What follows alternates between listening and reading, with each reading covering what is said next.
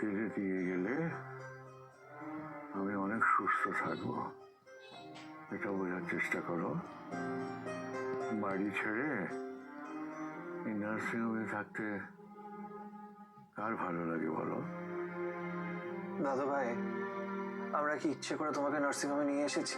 আগে থেকে কিছুই বুঝতে পারিনি। তাতে তো কোনো অসুবিধা হয়নি। বুঝলেও সময় তো বুঝেছো, সেটা বলো। নার্সিংহোমে নিয়ে এসেছো, কিছু তো কিছু হয়নি। তুমি কিন্তু আমাদের সকলকে খুব চিন্তায় ফেলে দিয়েছিলে। মাঝরাতে যখন ঘুমটা ভেঙে গেল, তখন দেখলাম এই মেয়েটা আমার বুকের সামনে দাঁড়িয়ে আছে। কি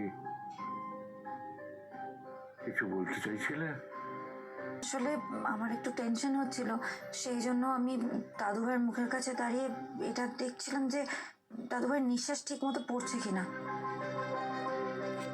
ইডিওটিক কাজকর্ম কেন করো তুমি ঝিল? কোনোভাবে বুঝতে পারবো না, তাই আমাকে এই সহজ পথটাই বেছে নিতে হলো।